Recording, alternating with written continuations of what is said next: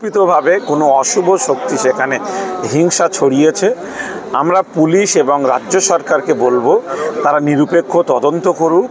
তাদের কাছে যে ক্যামেরা ফুটেজ আছে, শোনা যাচ্ছে যে মুখে কালো কাপড় বেঁধে সে কেউ ইট মেরেছে, পুলিশকে উত্ত্যক্ত করেছে এবং অশান্তি ঘটিয়েছে। এটা নিরপেক্ষ তদন্ত হোক। যদি কোনো মুসলমানও আইন ভাঙে তাহলে সে শাস্তি পাবে, কিন্তু আমরা আইন ভাঙার পক্ষ নই। আমরা কাউকে আইন ভাঙতে বলবো না। আইন যাতে মুসলমানরা না ভাঙে সেজন্য আমরা অনুরোধ করব, আইন মেনে আন্দোলন করার জন্য। এটা এখানেও আলোচনা হয়েছে, মাইনরিটি কমিশন থেকেও বলেছেন যে পুলিশের মধ্যেও কিছু বিদ্বেষ মনোভাবাপন্ন ব্যক্তি আছেন, আরএসএসের প্রভাবিত সাম্প্রদায়িক মনোভাবাপন্ন ব্যক্তি দায়িত্বশীল, তারা পুলিশের মধ্যে আছেন। সরকারকে বলবো এই ব্যক্তিগুলোকে যাতে কাজের বাইরে রাখা যায়, তাদেরকে যাতে সাসপেন্ড করা যায়, সেজন্য রাজ্য সরকারকে দায়িত্ব নিতে হবে। আন্দোলন হবে না, আন্দোলন করতে দেব না, এটা কিন্তু মুসলমানরা বরদাস্ত করবে না।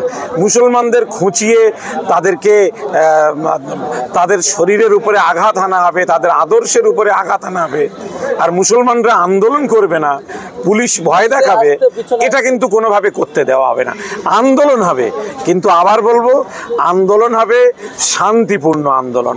পশ্চিমবাংলায় বিভিন্ন জায়গায় মিছিল হবে, মিছিলের উদ্যোক্তা ভাইদের আবারও বলবো তারা পুলিশকে জানিয়ে তারা আন্দোলন করুন এবং তারা সতর্ক থাকুন। রাস্তা অবরোধ করার দরকার নেই, সভা সমাবেশ করুন, সেখানে হিন্দু মুসলমান সবাইকে আহ্বান জানান। রাজ্য সরকারের পক্ষে এখনো কোনো বার্তা এলো? রাজ্য সরকারকে আপনাদেরকে ওয়াকফ বিলে সমর্থন করছে বা কি সেরকম কোনো? রাজ্য সরকার ইতিমধ্যে ওয়াকফ সংশোধনী বিলের বিরোধিতা করে তারা কলকাতা বিধানসভায় নিন্দা প্রস্তাব জানিয়েছে এবং যেভাবে বিরোধিতা করেছে ওয়াকফ বিলের পার্লামেন্টের মধ্যে দাঁড়িয়ে গভীর রাত পর্যন্ত, সেটাও ইতিবাচক তাদের ভূমিকা। আমি আশা করব যে তারা এখানে যে দাবি উঠেছে যে সরকারের পক্ষ থেকেও মহামান্য সুপ্রিম কোর্টে পার্টি হিসাবে এই আইনের বিরুদ্ধে তারা অংশ নিক। আমরা আশা করব যে এই আওয়াজ আপনাদের মাধ্যমে, সোশ্যাল মিডিয়া এবং মেইনস্ট্রিম মিডিয়ার মাধ্যমে এগুলো রাজ্য সরকারের কাছে পৌঁছাবে এবং রাজ্য সরকারের পক্ষ থেকে সুপ্রিম কোর্টে তারাও অংশ নেবেন। কেননা সাধারণ মানুষ বিচার চাইলে একরকমভাবে বিচার পাওয়া যায়, সরকার বা জনপ্রতিনিধিদের বিচার চাইলে সে বিচার পাওয়াটা মহামান্য আদালতের কাছ থেকে অনেকটা সহজলভ্য হয়। সেই জন্যে আমরা বিচার চাইতে পারি, কিন্তু আমরা চাইব যে ধর্মনিরপেক্ষ শক্তি, ইতিমধ্যে আরজেডি বলেছে, ইতিমধ্যে সমাজবাদী পার্টি বলেছে, কংগ্রেসের সাংসদরা বলেছেন যে তারা ইতিমধ্যে সুপ্রিম কোর্টে এই বিষয়টা নিয়ে আপিল করবেন। আমি চাইব যে তৃণমূল কংগ্রেসও ঘোষণা করুক যে তারাও পার্লামেন্টে এই বিষয়টা নিয়ে আপিলে অংশ নেবেন এবং সুপ্রিম কোর্টে তারাও আপিলে অংশ নেবেন এবং এই বিষয়ে তারাও মামলা লড়বেন। আপনার নামটা? মোহাম্মদ কামরুজ্জামান।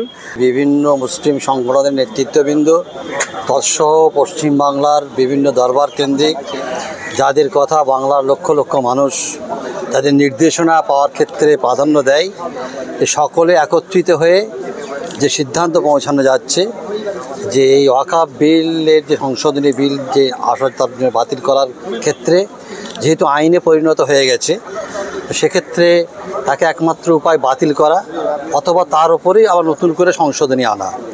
এক্ষেত্রে আমরা পশ্চিমবাংলার সব স্তরের মুসলিম সম্প্রদায়ের নেতৃত্ববৃন্দ মুসলিম পার্সোনাল লকে সামনে রেখে আমার এই দেশের এবং রাজ্যের সব সম্প্রদায়ের, সব বর্ণের, সব ভাষার, সব মতের মানুষের কাছে আমার আবেদন জানাচ্ছি, এই লড়াই শুধু মুসলমানদের অধিকার কেড়ে নেওয়ার লড়াই নয়, ওয়াকফ সম্পত্তি কেড়ে নেওয়ার লড়াই নয়, এই লড়াই দেশের সংবিধানকে ধ্বংস করার প্রক্রিয়া, এই লড়াই দেশের গণতন্ত্রকে শেষ করে দেওয়ার প্রক্রিয়া।